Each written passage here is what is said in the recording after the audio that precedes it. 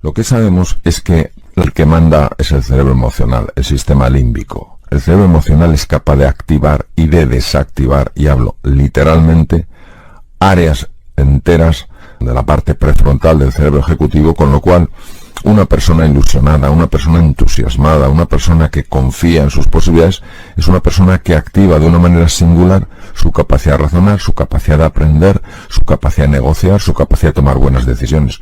Una persona con la misma capacidad mental, pero que vive angustiada, que vive en el sentimiento de culpa, el sentimiento de vergüenza, su propio sistema límbico apagará regiones enteras del cerebro ejecutivo, con lo cual esa persona no podrá aprender, no podrá memorizar, no podrá tomar buenas decisiones. Es decir, hemos sobrevalorado la importancia del intelecto y hemos infravalorado de una manera verdaderamente sorprendente el poder de las emociones para abrir o cerrar la inteligencia y la creatividad. Cualquier proceso que un ser humano haga, desde mover la mano hasta fijarse en un coche que está pasando por delante, etcétera, etcétera, requiere de la utilización de áreas muy extensas del cerebro. Nosotros tenemos como varios sistemas operativos. Tenemos un sistema operativo que está muy asociado al funcionamiento del hemisferio izquierdo del cerebro.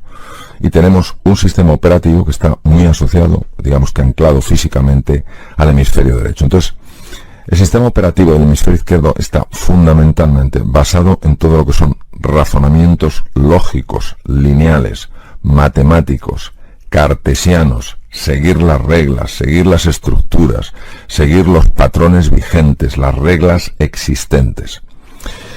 Es un hemisferio muy calculador, muy poco conectado con el mundo emocional, con el mundo afectivo. El hemisferio derecho, que es la puerta al inconsciente, el sistema operativo del hemisferio derecho, está absolutamente en contacto con el cuerpo. De ahí que las lesiones que afectan al hemisferio derecho producen unas alteraciones en la percepción del propio esquema corporal del propio cuerpo que nunca se ven en las lesiones del hemisferio izquierdo. Por otra parte, el hemisferio derecho está muchísimo más conectado con el mundo emocional que el izquierdo. Por eso, de nuevo, las lesiones del hemisferio derecho producen a veces trastornos emocionales muy significativos. El hemisferio derecho tiene funciones claves, por ejemplo, en relación con la intuición, en relación con descubrir cuáles son los patrones operantes en entornos totalmente desconocidos. Él no funciona de manera lineal, sino de manera circular y asociativa. Es decir, lo que para el hemisferio izquierdo son árboles que no tienen ninguna relación entre sí, el hemisferio derecho dice, esto es un bosque y cada árbol está conectado. Donde el hemisferio izquierdo ve una nariz, ve una oreja y ve un ojo, el hemisferio derecho ve un rostro. El hemisferio derecho es el más importante en todo lo que tiene que ver con la empatía, en todo lo que tiene que ver con la compasión, y es donde también están escondidos nuestros traumas emocionales. Por eso es tan difícil acceder a él, porque queremos acceder desde el hemisferio izquierdo cuando es un territorio completamente desconocido. La integración de los dos hemisferios es lo natural en el ser humano. De hecho, los niños nacen con sus dos hemisferios integrados, lo que se llama sincronización hemisférica, y es a través del condicionamiento cultural como los dos hemisferios empiezan a separarse. La inteligencia se expande o se reduce en gran medida por la situación emocional de la persona. Todos sabemos perfectamente cómo el miedo puede bloquear por completo el intelecto. Todos sabemos cómo la ilusión y el entusiasmo pueden abrir el intelecto y encontrar respuestas ante algo que previamente parecía imposible de resolver. Es que lo estamos viendo en el día a día. Nosotros partimos de una gran ventaja, que es que los dos hemisferios están deseando integrarse.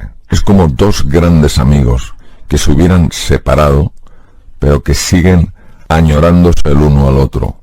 Por varias razones. Primero, porque la naturaleza los creó de alguna manera unidos. Y en segundo lugar, porque son conscientes de lo que aporta el otro hemisferio en su vida. ¿Qué se puede hacer? El hemisferio izquierdo, por el entrenamiento que ha tenido, es sumamente arrogante. Sumamente arrogante. Considera que lo que ve es lo único que hay. Por eso nosotros juzgamos sin conocer, incluso prejuzgamos sin ni siquiera haber visto a la persona. Una cosa es juzgar, que ya es inadecuado a una persona cuando la conoces, pero otra cosa es prejuzgarla sin siquiera haberla conocido, por algo que te ha comentado alguien, ¿no? Entonces, el hemisferio izquierdo, no por él, sino por condicionamiento, prejuzga, juzga, no explora. Entonces, la primera cosa que necesitamos para superar esta barrera es la humildad. Es decir, reconocer que sabemos mucho menos de lo que creemos. Entonces, la persona humilde adopta una actitud curiosa e interesada. Este es el primer paso para que el hemisferio izquierdo y el hemisferio derecho se conecten.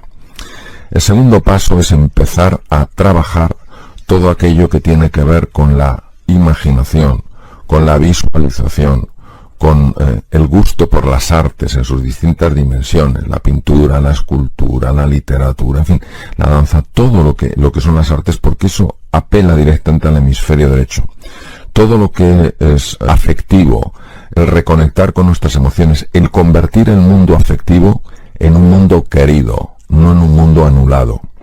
El tercer elemento es el silencio. Mi experiencia personal con el silencio es espectacular, es decir, cuando yo consigo silenciar mi mente, no quiere decir que apague los pensamientos, quiere decir que conecto con algo que es más real, en el sentido de más tangible, como puede ser las sensaciones de mi cuerpo. El hemisferio izquierdo deja de intentar controlar tanto lo que sucede y yo me abro a lo que puede pasar, y en ese momento, lo sabemos, porque más ha visto con electroencefalografía, el hemisferio derecho en el silencio encuentra su cauce natural para poder revelar lo que conoce. Que cuando ve ese silencio, empieza a decirnos cosas, empieza a revelarnos cosas que tienen un enorme poder transformador, porque vemos aquello frente a lo que estábamos ciegos. En mi experiencia personal hay dos grandes dimensiones que se abren cuando uno hace el viaje interior. La primera de estas dimensiones es el descubrir aquellas cosas de las que no te sientes orgulloso y que están lastrando tu vida. Tienes que entrar en contacto con lo que se denomina la sombra, la parte oscura, la parte que uno se ha negado a sí mismo, y es muy importante abrazarla, no rechazarla, no temerla, no huir de ella, no quedarse bloqueado ante ella. Porque es curioso, esta sombra no es el resultado de la maldad inherente del ser humano, sino del profundo desconocimiento de quiénes somos en realidad. Y cuando uno abraza su sombra, es decir, abraza a ese niño herido, a esa niña herida, que se ha sentido pues no suficientemente querido, que no se ha sentido suficientemente valorado, en ese momento empieza un proceso precioso que es la sanación interior, es decir, la sanación desde dentro y la transformación del corazón, porque el corazón despierta. La segunda dimensión que nos encontramos y que es verdaderamente asombrosa es una dimensión de recursos y de capacidades que jamás imaginamos que podríamos tener. Hay recursos como la creatividad, la claridad mental, la paz interior, la alegría, el entusiasmo, la gratitud, que tienen un poder transformador y que mientras no seamos conscientes de su presencia en nosotros, pues viviremos angustiados, llenos de tensión, tristes, amargados, frustrados, etc. Entonces, por eso considero que aunque el viaje interior no es un viaje fácil, es un viaje absolutamente precioso. El viaje interior es el viaje sin distancia, porque viajas de la cabeza al corazón. Entonces nuestra cabeza, nuestro intelecto suele querer controlarlo todo, dominarlo todo, llega incluso a asfixiar elementos fundamentales de la persona, mientras que el corazón es la sabiduría, es el reconocimiento de nuestra grandeza, es el conocimiento profundo de lo que es verdad, de lo que es realidad. Y ese viaje interior, pues claro, cuesta, porque es abandonar nuestra zona de confort, que es nuestra cabeza, nuestro intelecto, entrar en un terreno absolutamente desconocido y dejarse llevar solo por una palabra: confianza. Es descubrir que tú solo puedes ser feliz si te importa la otra persona. Es descubrir que hay algo mucho más importante que las ideas políticas, que las ideas religiosas, que las ideas culturales. Es eso que nos une, nuestra humanidad. Es no quedarnos apegados, atrapados en la forma, y abrirnos a explorar el fondo. es no quedarnos solo en lo que los sentidos nos muestran. Eres diferente a mí, sino lo que el corazón nos quiere enseñar. También eres igual a mí. Tú puedes ser distinto, pero para mí no tienes por qué ser distante. Nosotros reconocemos que todo es uno, que la distancia que vemos y que nos separa de los demás es una pura alucinación, es una ilusión óptica, de la que hablaba mucho el gran Albert Einstein, pero que para nosotros es la realidad. Es decir, le damos más valor a la ilusión óptica, que a la realidad.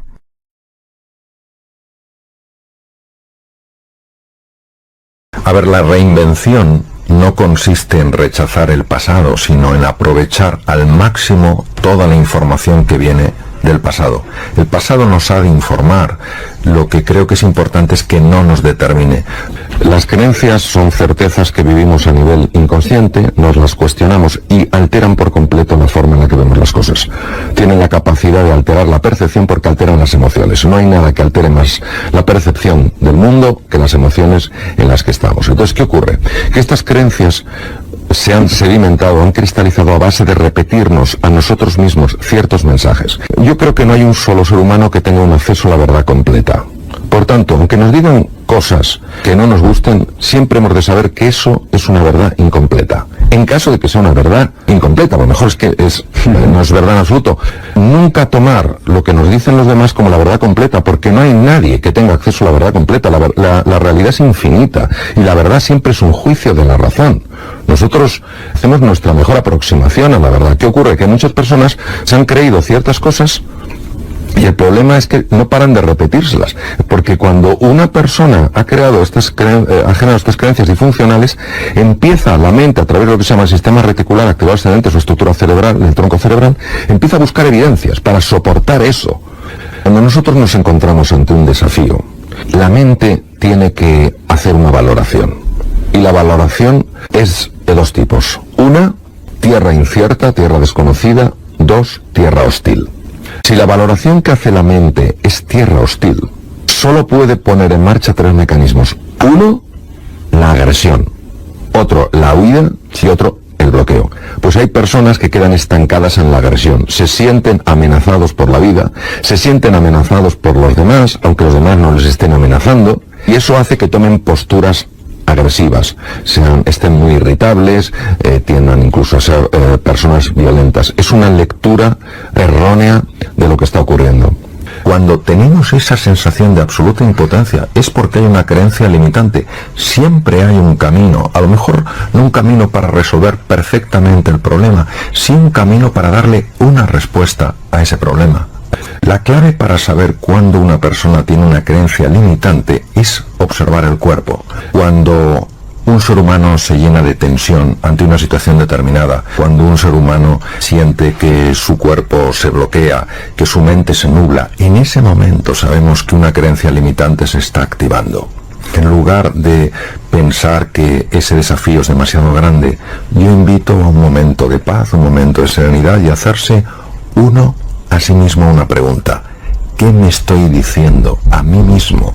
¿Qué me estoy diciendo a mí misma para sentirme tan insignificante, tan pequeño en esta situación? Es mi experiencia que cuando buscamos espacios de soledad, espacios de tranquilidad, y hacemos esta pregunta y tenemos la paciencia de aguardar, surge una idea de un lugar muy especial. No procede, la sensación es que no procede de la cabeza, la sensación es que procede del cuerpo. Te viene algo, te viene una idea, te viene un pensamiento muy sorprendente, descubres una nueva realidad y lo que notas inmediatamente es como el cuerpo en su totalidad se relaja. Es como si te hubieras quitado un montón de kilos que tenías en la espalda o llevabas en la espalda sin darte cuenta de que los llevabas. Yo creo que hay que tener mucha más hambre por alcanzar la propia plenitud. Yo creo que caemos con mucha facilidad en el conformismo, que en cuanto hacemos una cosa con un cierto nivel de competencia ya no aspiramos a la maestría. Enseguida nos acomodamos. Y creo que este hambre, estas ganas de aprender, estas ganas de progresar, no hay que perderlas nunca. Nosotros vamos muy distraídos por la vida. Cuanto más complejo sea el entorno, más claras tienes que tener tus prioridades. Cuanto más difíciles son los desafíos, más anclado tienes que estar en tus valores. Eso es el foco. El foco es no dejarte distraer por cosas que son irrelevantes. La aceptación solo significa reconciliarse con la realidad. Asumir una realidad sencillamente porque es, aunque no me guste. La aceptación deja de resistirse a lo que es. ¿Qué ocurre cuando yo acepto? Que me aflojo muchísimo, que esa tensión de la rebeldía contra la realidad produce cambios muy negativos en el funcionamiento del cuerpo y del cerebro. La resignación es una actitud pasivo-agresiva, hay un rechazo oculto a esa realidad. Sabemos que la actitud pasivo-agresiva, mantenida en el tiempo cuando es un estado de ánimo, produce una elevación de una hormona que se llama cortisol y que es muy negativa en el funcionamiento, por ejemplo, del sistema de defensa, del sistema inmunitario, en el metabolismo óseo, en el funcionamiento del tubo digestivo. Es decir, la aceptación me permite tomar acciones una vez que he asumido que esa es mi nueva realidad. Muchas personas dicen que quieren cambiar y no hacen absolutamente nada para cambiar, porque el cambio personal, la transformación, da mucho miedo. Es salirte de esa zona conocida, de tu status quo, y empezar a explorar más allá de las limitaciones que uno mismo se ha impuesto. La crisis es una llamada a hacer un cambio fundamental en la forma de pensar, en la forma de vivir y en la forma en la que la sociedad contempla las cosas. Lo que ocurre es que dependiendo de la forma en la que nosotros valoramos esa crisis, vamos a obtener un resultado u otro. Por ejemplo, si una persona ante una situación de crisis lo valora como una oportunidad para hacer un cambio fundamental en su forma de comportarse, en su forma de moverse, en lo que sea, en ese momento esa crisis le va a ayudar a explorar un campo nuevo. Si una persona ante una crisis empieza a valorarlo como una desgracia, como un espanto, como algo terrible, la propia emocionalidad que surge de ese diálogo interno le va a impedir encontrar posibilidades aunque las tenga delante de las narices. Es la valoración del evento lo que genera la experiencia en la persona. Las palabras abren cajones emocionales y cajones experienciales en las personas. Por eso la palabra es un símbolo que abre todo un mundo de sentimientos en el ser humano. Las palabras no se las lleva el viento, las palabras crean profundas realidades. El problema del ser humano no es el miedo, el problema del ser humano es la ignorancia de su verdadera naturaleza. Claro, cuando tú no eres consciente de tus recursos y de tus posibilidades, te asustas ante el más pequeño de los desafíos. Claro que somos ignorantes de nuestra verdadera naturaleza. En un momento determinado de nuestra vida, cuando éramos chiquititos, hicimos una definición, una descripción de nosotros mismos, nos la creímos y ahora vivimos de acuerdo a esa descripción y no de acuerdo a nuestra naturaleza. Nuestra naturaleza, en su conjunto y en su esencia, es perfecta. La palabra perfecta quiere decir completa. La importancia del cuerpo.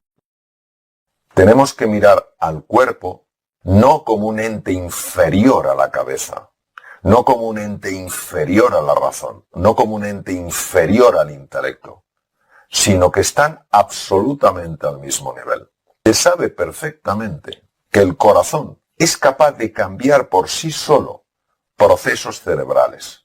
Se sabe que el tubo digestivo, que también es una parte del cuerpo, es capaz por sí solo de cambiar procesos cerebrales y ambos, corazón y tubo digestivo, cambiar procesos mentales.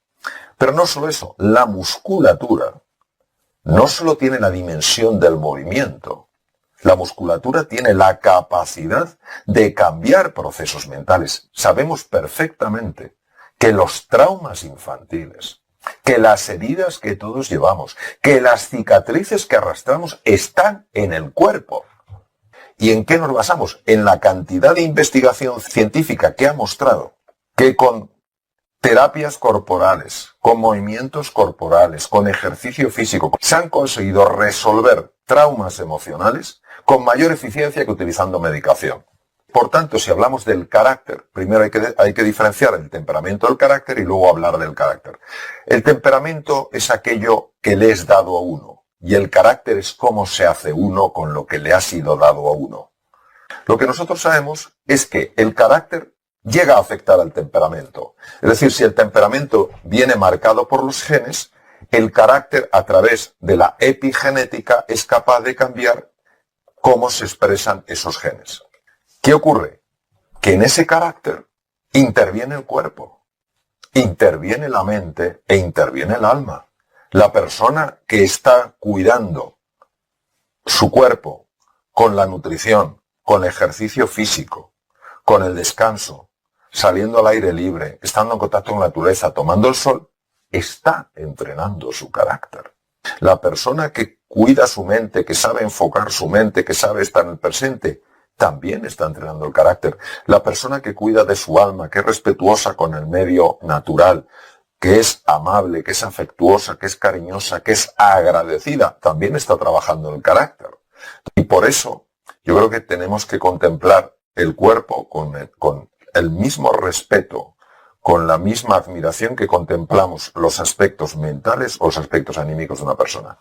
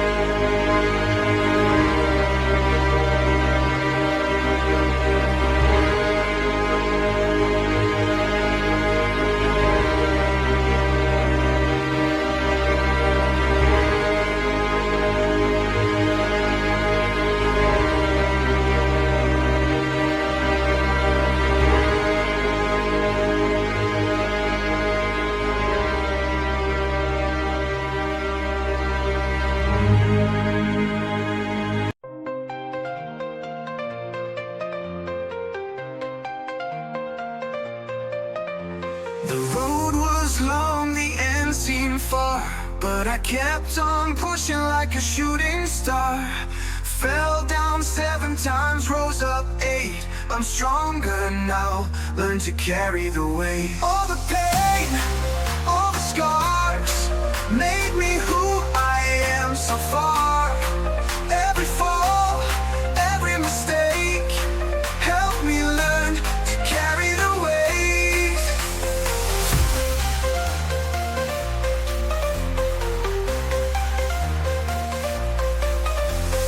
Nights were dark, days felt cold, but in my heart there's gold.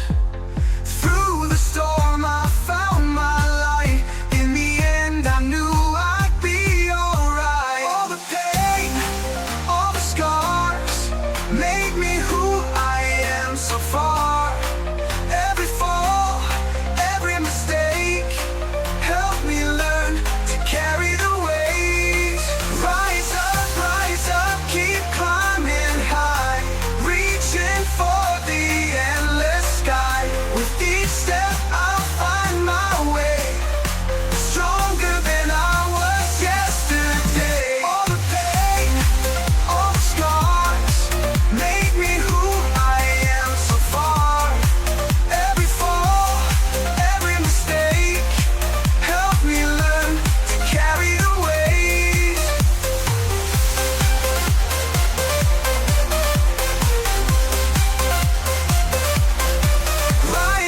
Rise up, keep climbing high, reaching for the endless sky.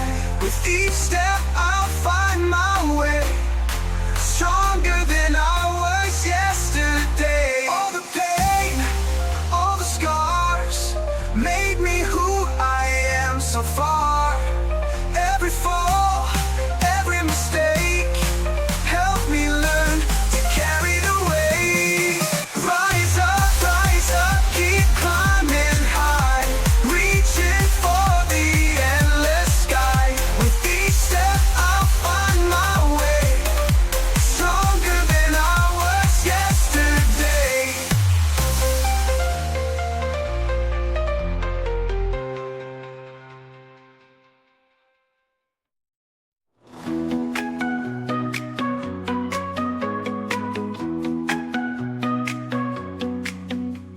Leaping high with effortless style, they land so smooth, they make you smile. A playful swipe, a gentle purr, in every corner they cause a stir. Ming and chill, they own the day, with a grace that sways the way. Pause in motion, hearts they steal, feel and moves are so surreal. Sunny spots where they recline, eyes that sparkle so divine. Tales of whiskers, tales of flair, with these cats nothing can compare. Ming and chill, they own the day, with a grace that sways the way. Pause in motion, hearts they steal, feel and moves are so surreal. Sunny spots where they recline, eyes that sparkle so divine. Tales of whiskers, tales of flair, with these cats nothing can compare. Charm and chill, they own the day, with a grace that sways the way. Pause in motion, hearts they steal, feel and moves are so surreal. Ming and chill, they own the day, with a grace that sways the way. Pause in motion, hearts they steal, feel and moves are so surreal.